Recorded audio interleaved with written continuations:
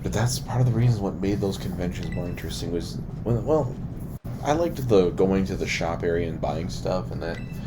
But back in the day, like back in the early years, there was so much like panels that were so interesting. In looking at it now, there just isn't. It really is, and I really do think that COVID really probably hit it hard. And I think that's probably what made it the way it is today.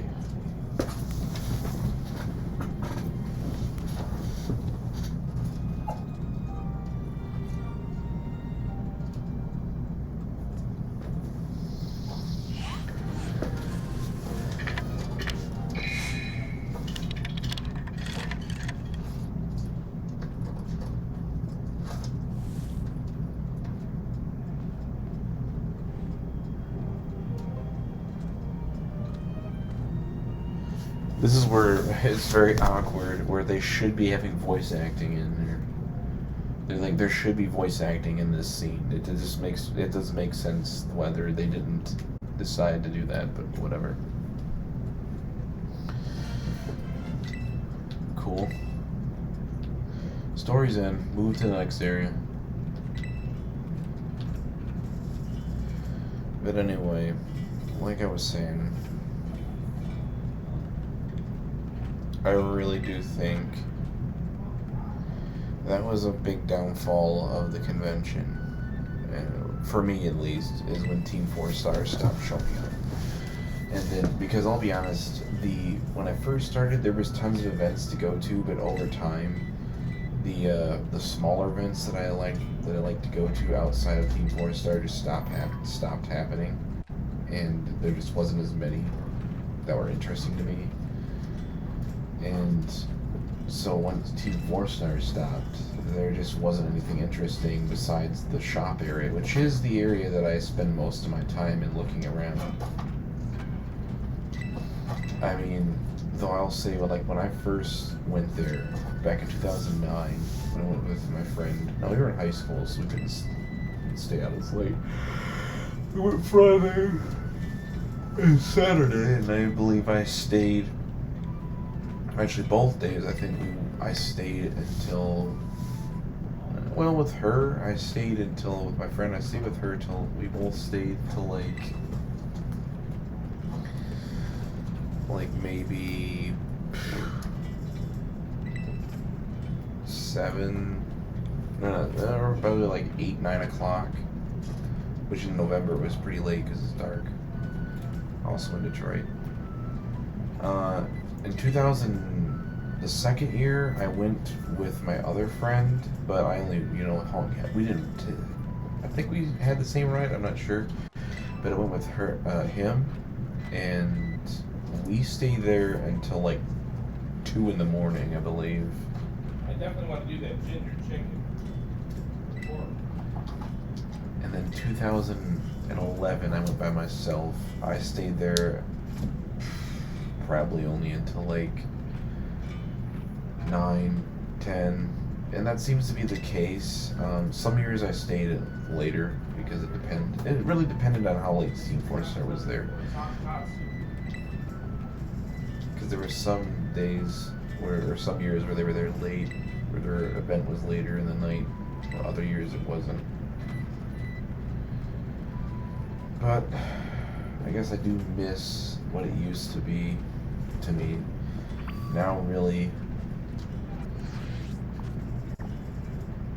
the convention to me, to be honest, nowadays is just okay. Nope, well, I guess I gotta walk a long way, great. But anyway, yeah, I think for me now, it's more just a glorified shopping festival where there's stores you can go to and stuff. I don't know. It's just there's not an appeal to it besides the store. Like if they removed the store, like if they removed the store, like that shopping area was gone, it wasn't there, which they won't do because that's what draws in most of the people. Like, let's be honest. Like, yeah, some people will come for the arcades, some people will come to see the events and stuff, but a lot of people go to the shopping area, like a lot, because they also have autograph signing and meeting the cast members of like the TV show and stuff like that. What am I doing here? Oh. So, but if they got rid of that, We got gold. We got gold. if we got rid of that, we would, if we got rid of that, if they got rid of that at the convention, I can tell you 100% that I would not even go to it.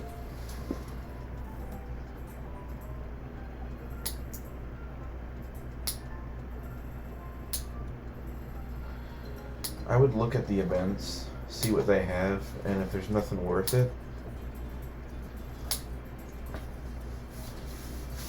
I would just be like, eh, and not go.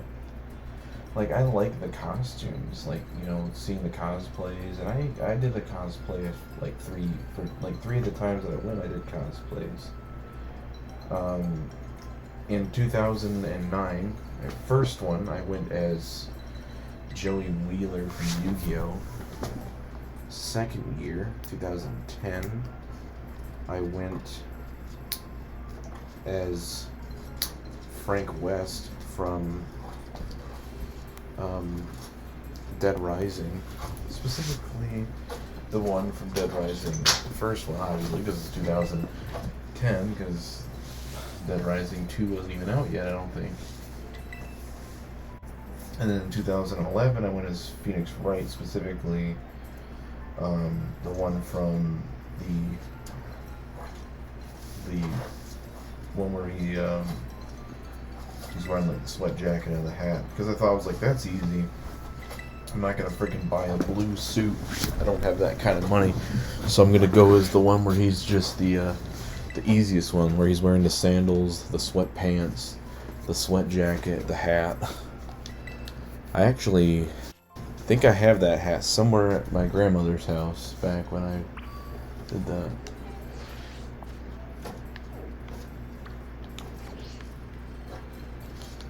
Oh, finally, you freaking ride.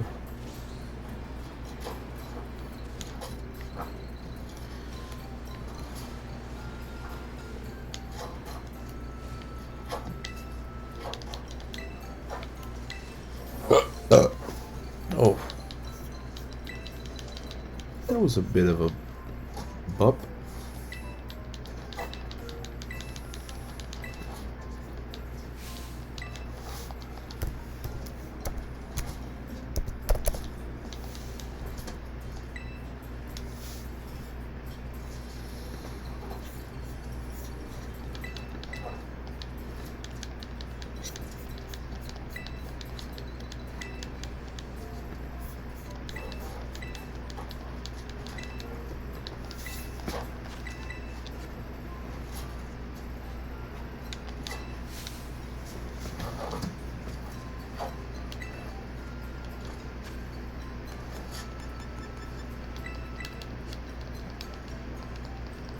I wasn't paying attention.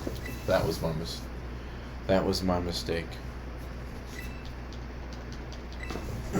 But yeah, like I said, convention just, it's not the same as it used to be. Like the shopping center is still good, and that I get a lot of stuff from, but overall, just generally speaking, not the same as it used to be. I will say, being as old as I am, 32 almost,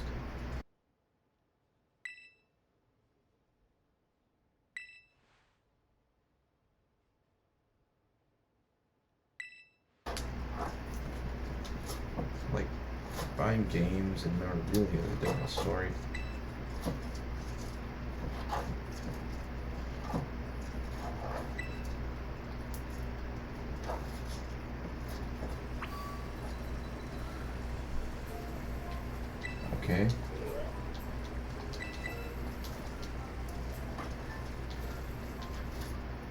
That's fine because this is probably going to be the rest of this episode anyway.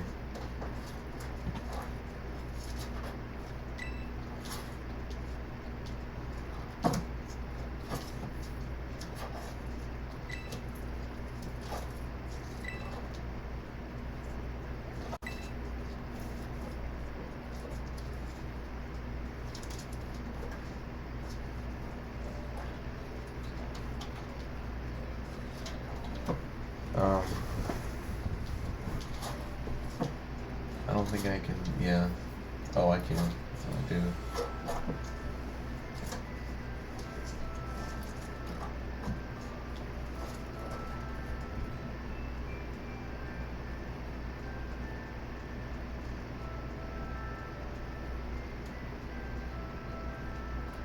Oh, whoops.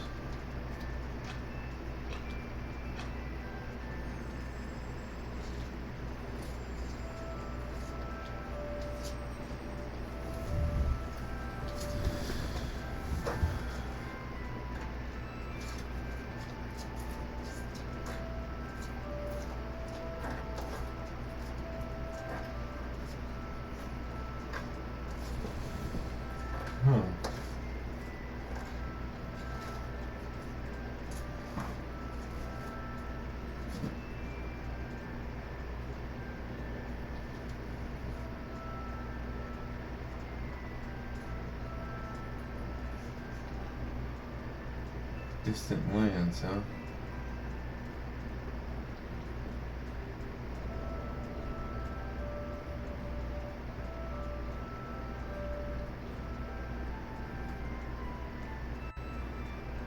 Sneaked or snuck?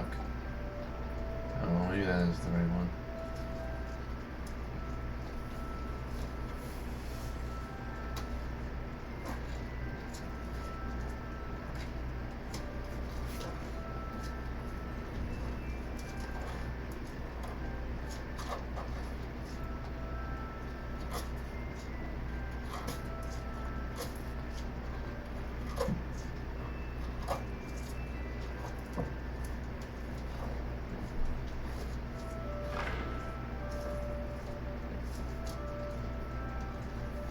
Ooh.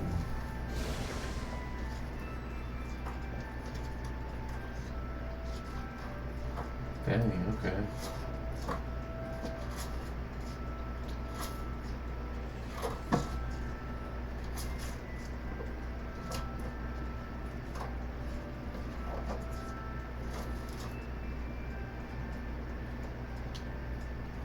Oh, see, that's the sad part about this story.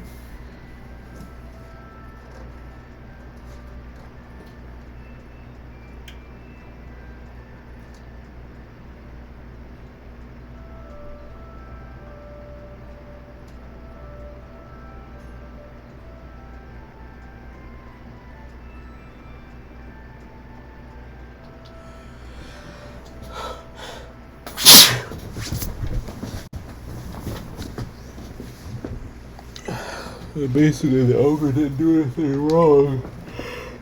It was those three. Though, of course, apparently that story is based off an actual folklore or fairy tale from Japan, which they actually screwed up here because the ogres are actually evil and the three were actually good. But this is kind of like a spin on it, I guess. A nice little spin. Nice little spin on this.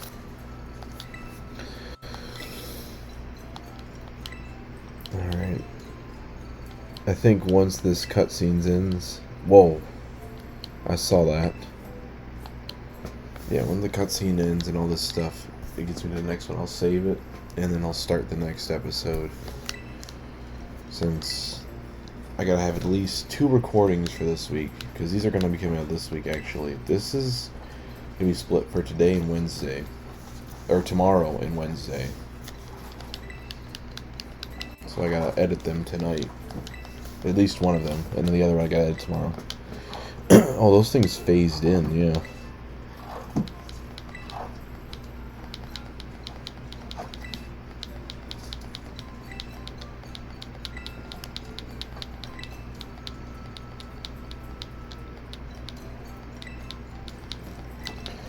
I'll be taking that later.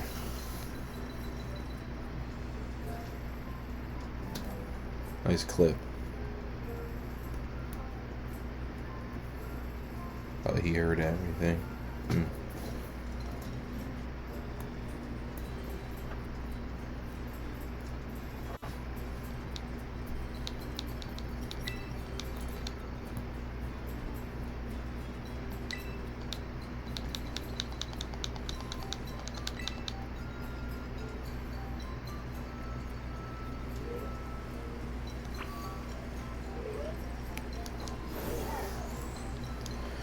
Alright, I'll end this here and we'll move on to the next one.